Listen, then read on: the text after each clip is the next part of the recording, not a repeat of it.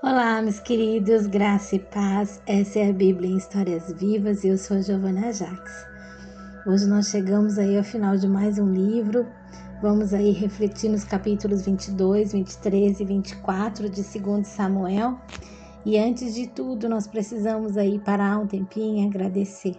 Agradecer a Deus por nos permitir caminhar por cada capítulo, por cada história, por cada detalhe que foi revelando não apenas a trajetória de Davi, mas principalmente por revelar o caráter de Deus ao longo de toda essa caminhada.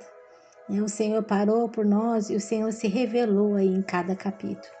Então, encerrar 2 Samuel não é apenas terminar uma leitura, né? É reconhecer o quanto Deus constrói, Deus trata, levanta, corrige e permanece fiel, mesmo quando o homem falha. E esses capítulos não são um fim comum, né? São como um resumo vivo de tudo que Davi foi, viveu e aprendeu. No capítulo 22, nós vemos Davi fazendo algo que talvez seja uma das respostas mais profundas de toda a sua história. Ele canta.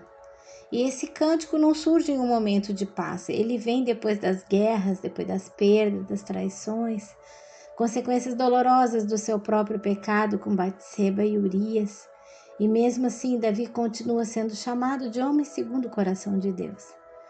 A característica mais marcante de Davi não era a sua perfeição, era Deus. Davi acreditava em Deus, pensava sobre Deus, imaginava Deus, falava com Deus, orava a Deus.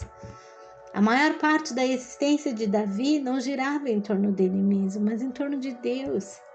E é isso que transborda nesse cântico. Ele declara: o Senhor é a minha rocha, a minha fortaleza, o meu libertador.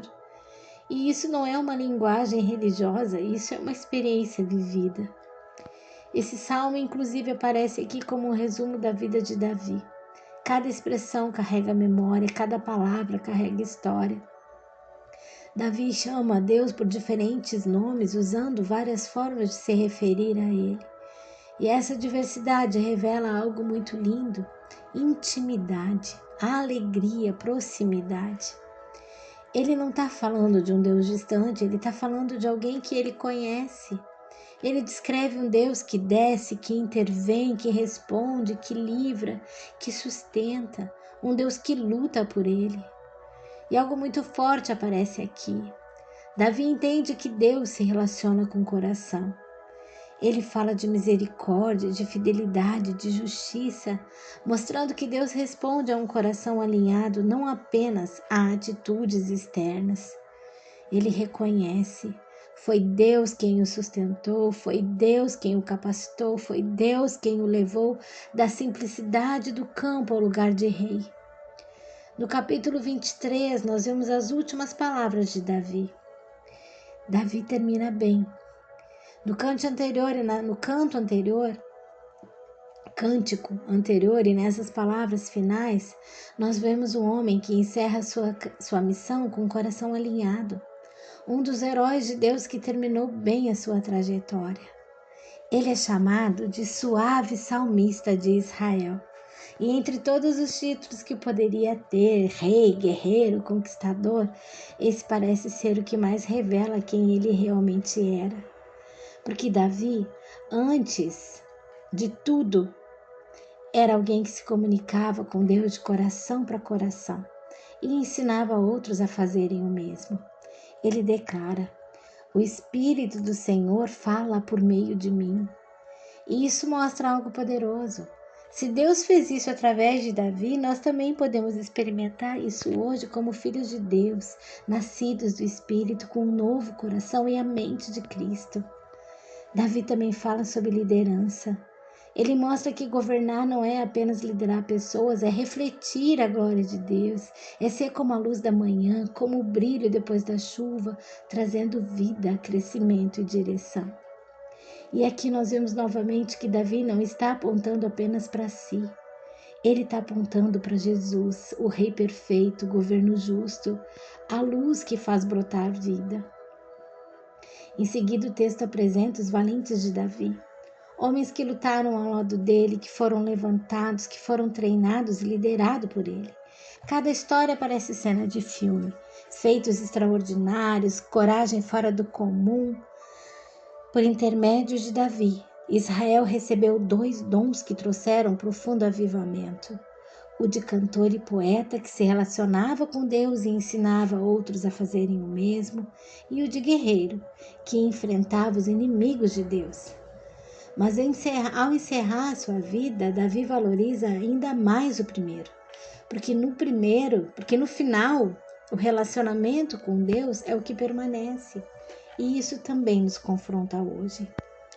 Deus ainda busca heróis espirituais, pessoas que vivam com intensidade, com santidade, com consciência de batalha espiritual, porque quando a igreja perde isso, ela também perde a sua essência de ser sal e luz. Para Davi e seus guerreiros, a batalha física estava totalmente conectada à realidade espiritual. Não era apenas lutar, era lutar pelo Senhor e para o Senhor. Joabe aparece nessa história como um grande comandante, mas com falhas sérias de caráter. Ele matou Abner, Absalão e Amasa, homens indefesos. E isso mostra que a capacidade sem caráter não sustenta uma vida diante de Deus. Ele teve posição, mas não teve nobreza suficiente para permanecer entre os valentes, diferente de Benaia, que permaneceu leal. Davi também era um homem de alianças, com Jonatas, com Saul, com sua família, com seus homens, com Israel, mas acima de tudo com Deus. E essa aliança se expressava em compromisso, intimidade e identidade compartilhada com os da casa de Deus. E no capítulo 24, vemos encerramento com um alerta forte. Davi manda fazer um censo, algo que parecia simples, mas revela algo profundo, confiança na própria força, nos números, no controle humano.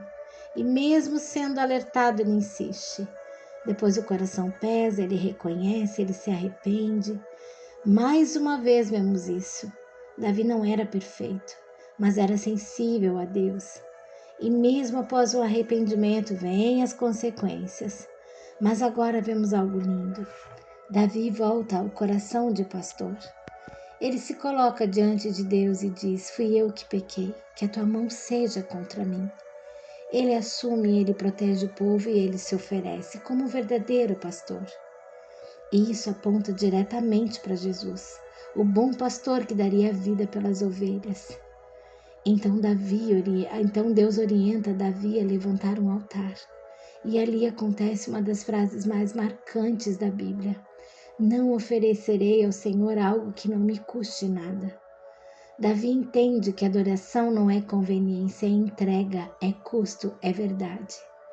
E o livro termina exatamente assim, com um altar ao Senhor. Não com um monumento para Davi, não com exaltação pessoal, mas com adoração. E isso resume tudo.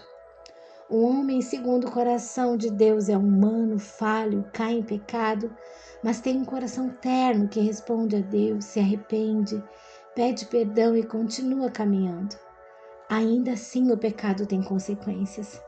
Esse homem entende que precisa de direção, de confronto, de mentoria e vive de forma íntegra e adoradora. Seu legado não é um nome, é um altar. E no final disso, tudo aponta para Jesus. Porque Davi foi um grande rei, mas ainda é imperfeito. Jesus é o rei perfeito. Aquele que não falha, aquele que não precisa se arrepender, aquele que foi o sacrifício definitivo. E assim nós encerramos 2 Samuel. Essa é a Bíblia em Histórias Vivas e lembrando, essa narração não substitui a leitura da palavra. É só um convite. E no próximo livro nós começaremos 1 Reis. E já te adianto, veremos um novo tempo se iniciando, promessas sendo cumpridas, o reino se consolidando, mas também decisões que vão marcar profundamente o futuro. Que hoje nós possamos aprender a viver com Deus no centro, a valorizar a presença mais do que conquistas, a terminar bem a nossa caminhada e a construir não um nome, mas um altar ao Senhor. Amém? Essa é a Bíblia em Histórias Vivas. Que o Senhor nos conduza, nos sustente, nos aproxime cada vez mais dele. Até amanhã. Um grande abraço.